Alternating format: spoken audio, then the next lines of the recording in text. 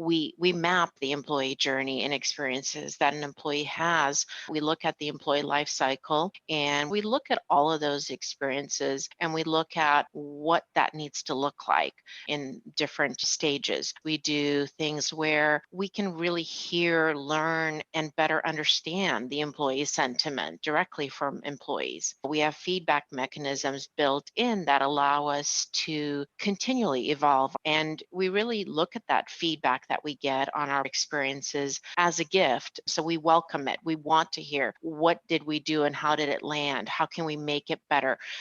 Don't conduct your analysis in isolation, because data is so incredibly powerful. Not defending just the tribe, but defending the organization. Those creative people that you really want to keep empowered, keep excited, keep motivated, keep thinking. A good experience pays dividends down the line. Stereotypes tend to break down in proximity. Welcome to We're Only Human, a podcast about human resources, business, technology, and the workplace. My name is Ben Eubanks, your host, and I'm so glad you're here.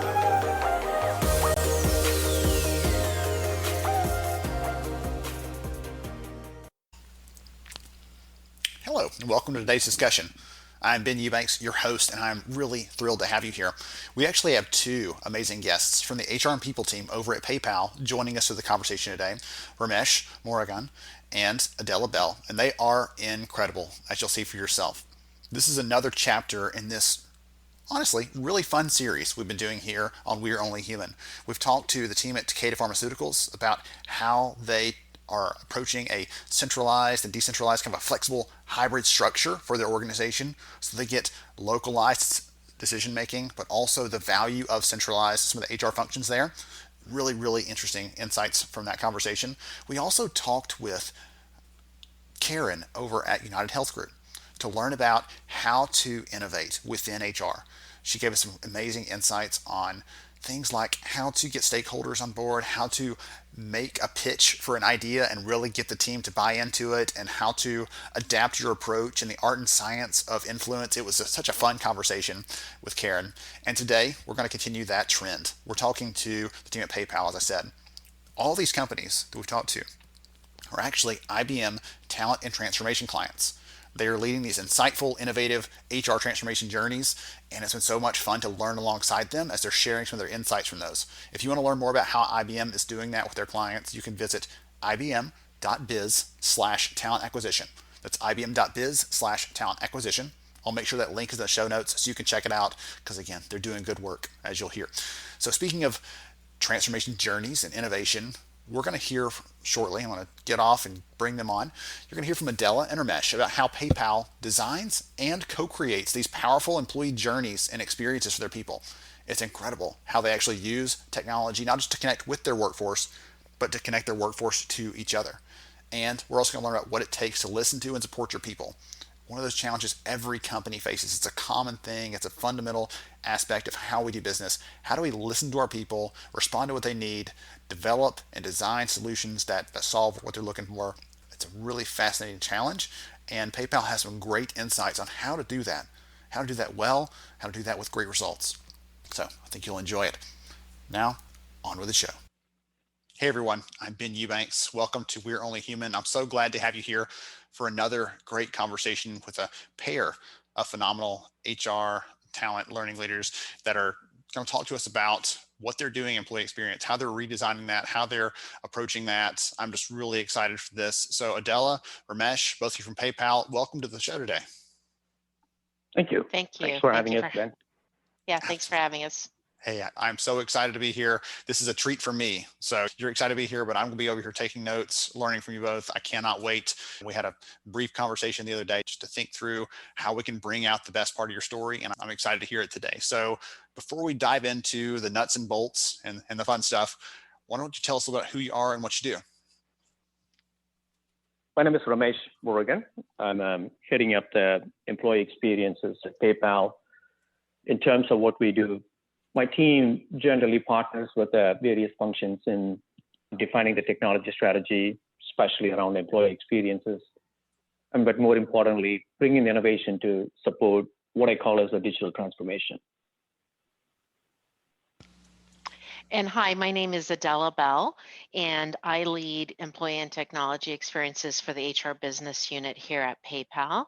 My team partners with the HR business unit and HR leadership to help define the next generation of capabilities that will transform HR and that will enable PayPal to compete in the ever evolving, changing business climate that we have today. Excellent. Wonderful. So one thing that, again, I've already heard a little preview of this, and I'm excited to dig into the full story. One thing that I've heard from you is that you have come a long way in the last few years, right? PayPal has always cared about treating employees well, doing the right things by them, but you've taken this kind of quantum leap in the last few years around designing and really delivering an employee experience you're proud of. Where did that whole thing start? In early 2019, we started off with the reimagining of our employee experience in the context of a digital transformation. What we wanted to do is to put our employees at the forefront of what we do, but more focused on what employees want to know, wants to do, wants to learn, and needs to take care of, and especially through their journey at a PayPal.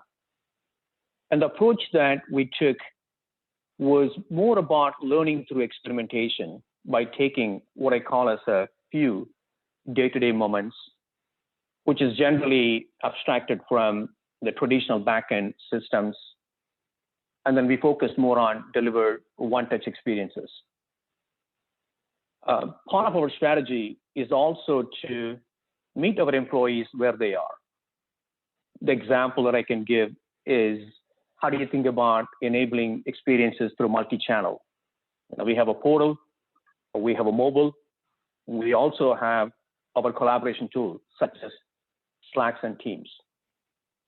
In the way that we went about, as I'll give a few examples, the great that we went about was taking multi-step, more than one-click experiences into what we call as a one-touch experiences. For example, giving recognition as a one-touch experience. We also consolidated a lot of our commonly used or touched manager approvals. And then we also extended these experiences very specific to locations, such as ordering food ahead for our San Jose employees and transportation requests for our Chennai-based employees. So that's how all it started.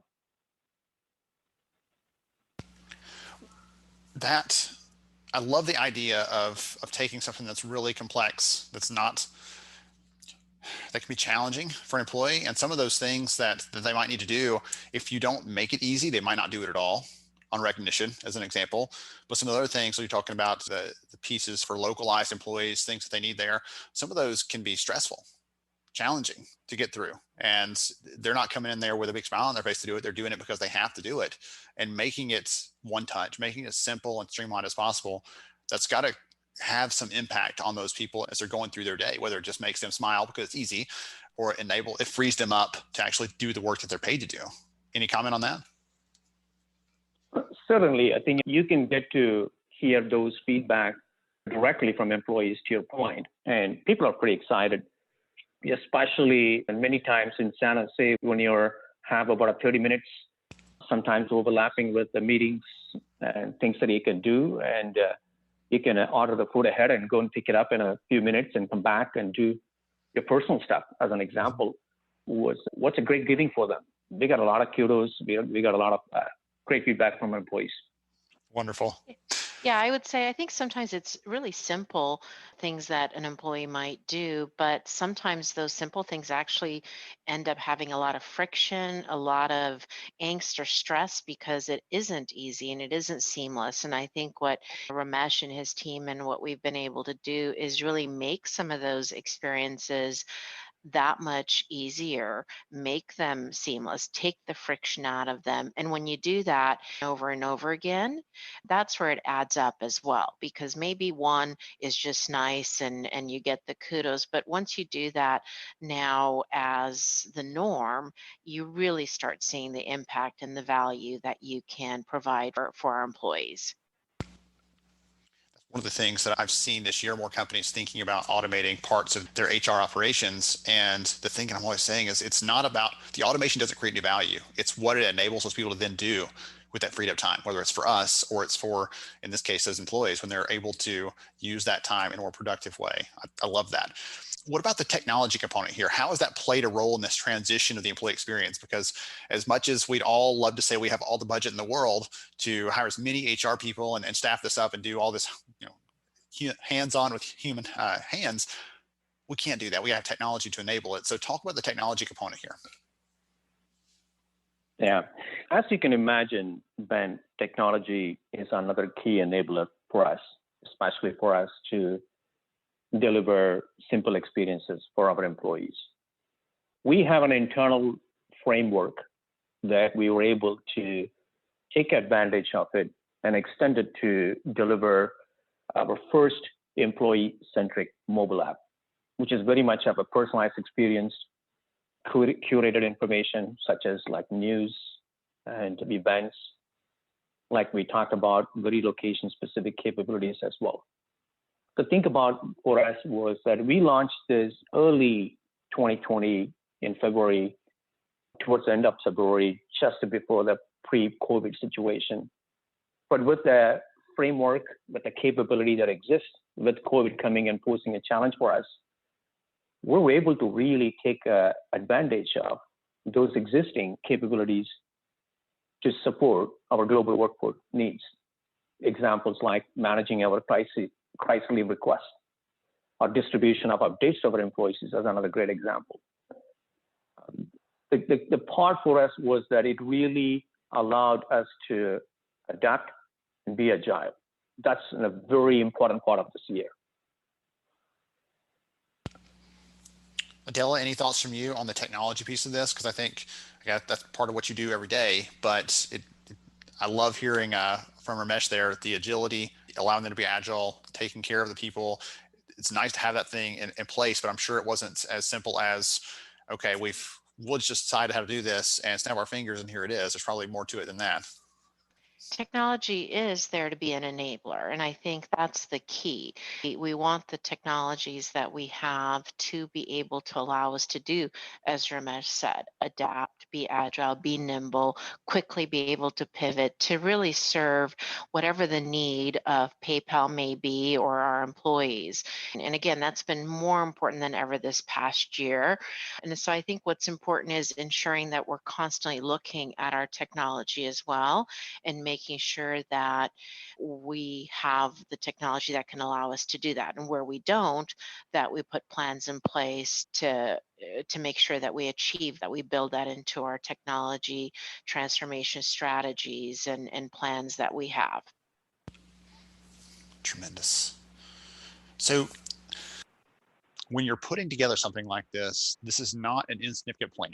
There's a lot of planning that goes into it, a lot of resources, a lot of structure for this. I know Ramesh talked about a framework a minute ago.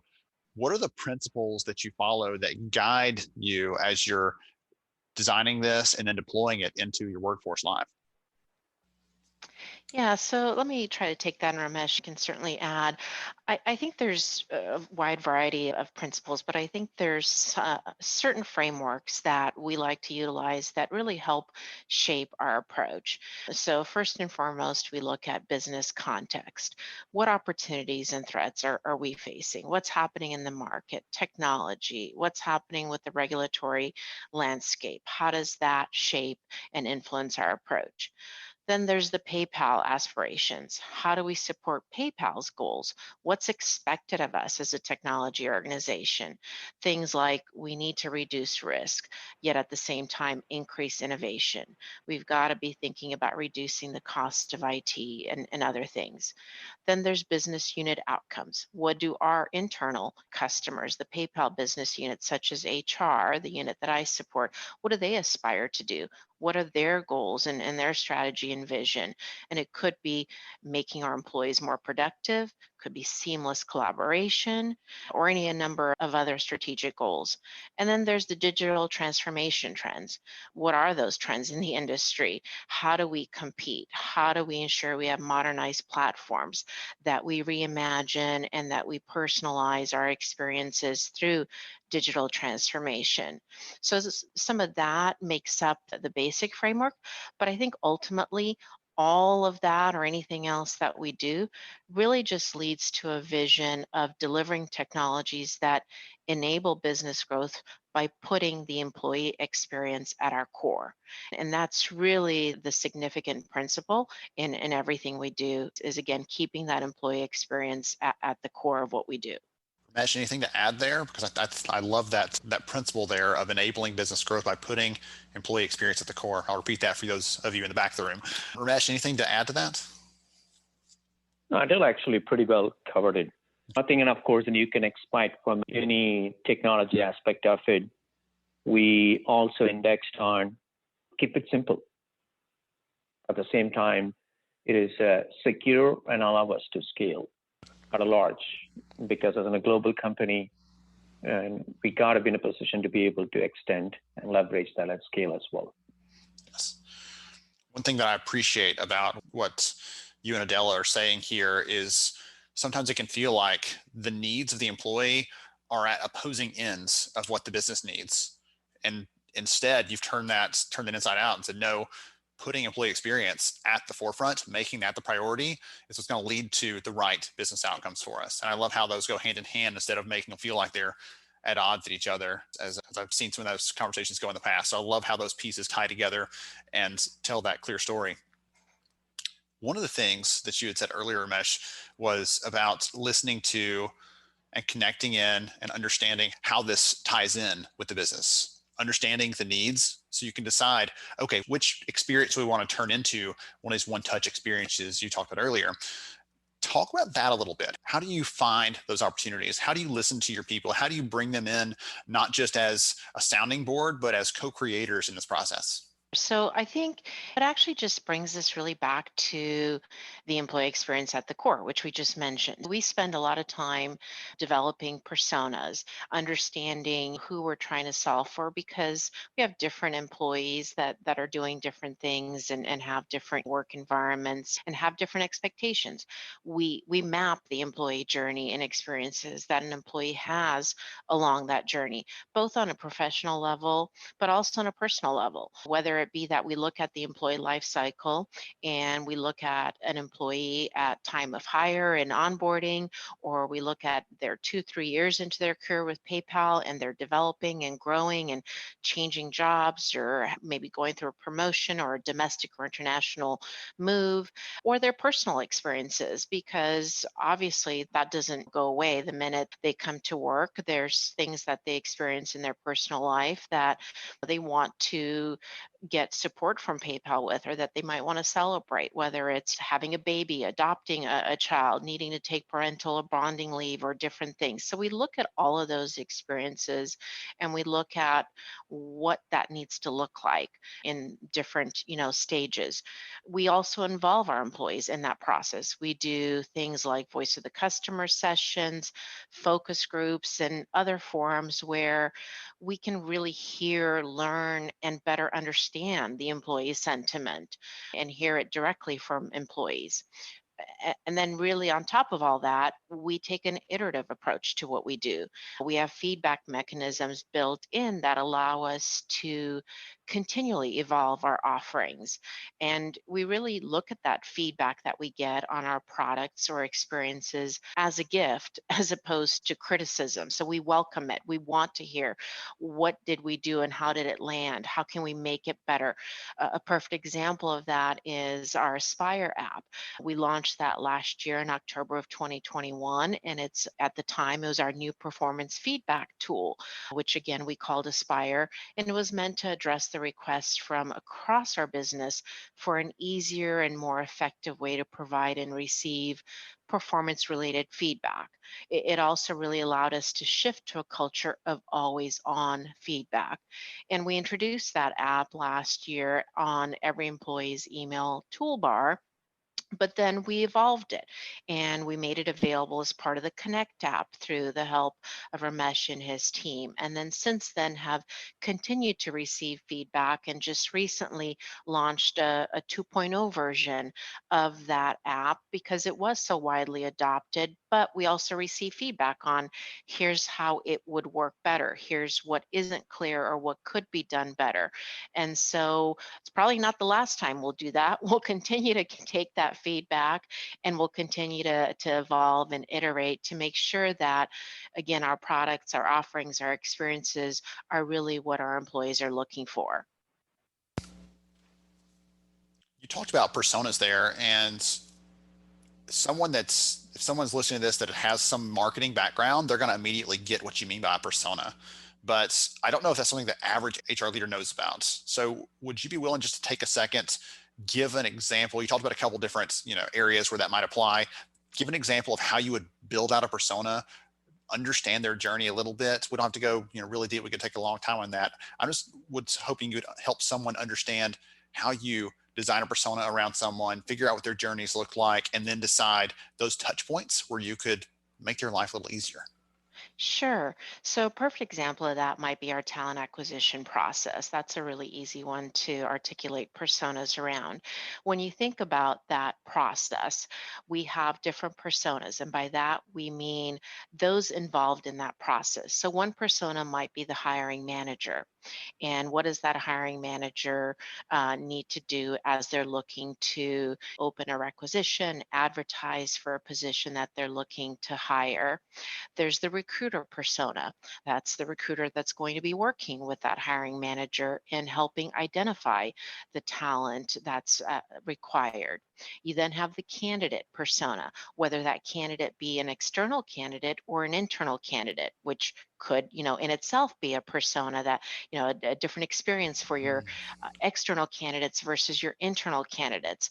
And so we really develop all of those, and then we take a look at those and say, if I'm the hiring manager, what do I need to get out of this experience? What am I expecting? And also, what's the role that I play? And the same thing for the recruiter or the candidate and so forth. And that really helps us make sure that we're designing those processes, keeping all those personas in mind. Because I think what used to happen, maybe a long time ago, not so much nowadays, but it used to be that a lot of processes and experiences were built more from a practitioner lens, whether it's what HR thought needed to be done, what finance needed to be done, or those kind of things, as opposed to, again, the actual individuals that are involved in that experience. Hopefully that helps articulate and explain that. That was wonderful. Thank you so much for that. I really wanted to make sure it was clear and that you hit it perfectly. Ramesh, I have one more question for you before we start to wrap up the conversation today.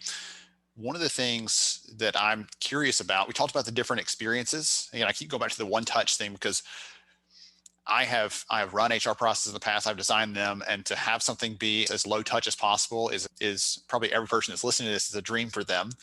But I'm curious, how do you know which experiences there are?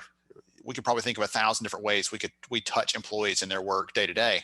How do you know which ones to prioritize? Is it the scope of the employees? We're going to hit one that reaches a lot of people. Is it this one is really a big pain point and it's a big issue? We can tell that. We're looking at our data and we need to address that first. How do you know which ones to prioritize? Actually, it's a great question, Ben. It's a combination of what I wanted to say is what the really employees are here and talk a lot about it as a pain point.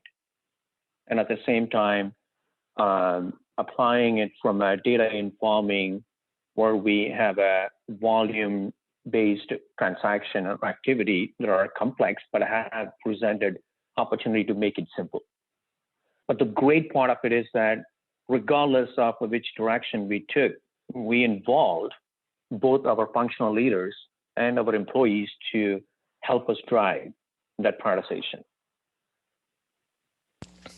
Tremendous. Well, and I would add, I think sometimes you can look at certainly, as you were alluding to, data points and volume of transactions or impact and those kind of things. But I think what also was clear this year was that sometimes it's necessity. It's what is it that we need to do to solve an immediate need for our employees. And again, the circumstances of 2020 of COVID-19 and dealing with the global pandemic really defined some of those priorities for us almost overnight in terms of what the experiences that we needed to stand up, where technology needed to quickly be able to enable processes, whether it was for our employees to be able to request crisis leave and take advantage of programs that PayPal put in place, whether it was to be able to continue to clock in and get paid. Everybody was sent home from physical offices. So again, some of those things I don't know that we could have predicted or would have had necessarily in our backlog. But again, because of circumstances, they really shot up to the top of the priority list overnight. I would say not only That's a that, great though. point, Adela. Yeah. Sorry, Ramesh, go ahead. No, I was just agreeing with Adela. That's a great point because a lot of it during the COVID-19, it's a lot about more necessity that pushed up some of the prioritized items for us to focus on. Yeah, I was just gonna say something similar. I was gonna say that in a hat tip to you two and the entire people team at PayPal, your approach of listening intently and using that as part of your process for how you design any service, any offering you're going to put out there from the HR team, because you listened so intently, you were hearing those immediately. It wasn't like someone's, I don't know how to tell my people leaders that we're having issues here. There were already channels in place, or already ways that people could share that up. And so you're used to listening. So you were able to adapt quickly to that instead of someone that might not be listening as intently. So that's a good on you for that piece of it, for sure. PayPal does a lot of great work, social innovation, supporting the broader community. I was actually I can't think I joked with you about this when we were talking previously, but I've been a PayPal customer for myself for 10 plus years. And if someone wants to learn more about PayPal, though, the work you're doing as an organization, things like that, what's the best way to connect? Oh, I'll start with that and maybe Ramesh can add. I think when you think about the broader community, really, and social innovation, which is, I think, what your question is about, I think the best way to understand the impact that our social innovation efforts are having is to really look at our PayPal Global Impact Report, which is available on our website, and we have a site all around that. It covers environmental sustainability, employees and culture, and responsible business practices. But in regards to social innovation in particular, the efforts build on PayPal's strong sense of commitment and purpose, trying to harness and deploy our unique capabilities as PayPal, our resources and our expertise to drive positive, lasting social impact through our business. And we focus on really three key areas in that social innovation arena. One is helping to advance the financial health of people and small businesses. We really believe everyone should be able to participate and thrive in the global economy. And that's why we're committed to using our platform to democratize financial services and help improve financial health. We have lots of examples of that, whether it's our collaboration with the small loans lending platform Kiva, PayPal Working Capital, or other things. The second area is increasing the volume and scale of charitable giving around the world. And again, harnessing the power of PayPal technology and scale to make giving part of everyday life. We're heavily involved with the holiday giving campaigns, Giving Tuesday, disaster relief, and again, really using our technology for good in that sense. And then really finally, the third area is just around strengthening the communities in which we live and work, and really committed to contributing and having strong inclusive communities in the places where we live and and work. We have, I think, over 35 different give teams at PayPal where employees can participate around the world and really drive social impact through different and meaningful initiatives. But that really focuses on the, I think, external broader community. Maybe I'll hand off to Ramesh and let him talk about some things where we use social innovation internally as well for our internal community. Thanks, Adela.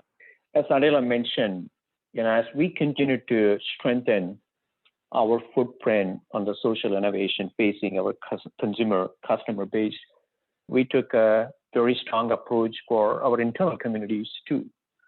For example, we launched a new experience called a Random Connect.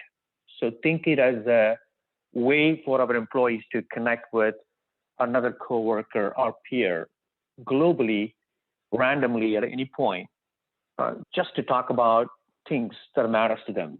Our mantra was more about connect, learn, and be inspired. Similarly, from a wellness perspective, in the context of an employee wellness, we also created a new experience for people to state the day. How does the day feel like today? And then how do we get information and resources that help to drive their motivation, as another great example. So we continue to take social innovation internally as serious as we stand on the outside too. I love that. So many good things there. You're doing great work. Again, hats off to both of you for the work that you're doing, and to the rest of the team there. We appreciate you, and I'm excited to see what further innovation continues to come from the team. I really appreciate Ramesh, Adela, both of you for sharing your expertise and your time with us today. This has been so insightful. Thank you, Ben. Absolutely. Thank you for having us, and thank you for allowing us to share some of this with others. For sure. Yes, ma'am. Hey, both of you, great things are going on over there, and it's amazing to take notes and learn some of the best practices, some of the amazing practices that are happening that all of the leaders listening to this can take a few notes from, hopefully go back and put some of those kinds of innovation back in, focus on their employee experience, make that a priority as well. To everyone else, this has been another wonderful conversation on We Are Only Human. We will catch you next time. Thank you so much for joining me on the show today. I'm honored to have you as a listener. If you enjoyed this episode, please take 10 seconds to rate it at iTunes, Stitcher, or wherever you listen to your podcast. Also, if you know a friend that could benefit from today's conversation, please pass it their way. After all, a rising tide lifts all ships. To see show notes, sponsor information, and our full show archives, visit onlyhumanshow.com.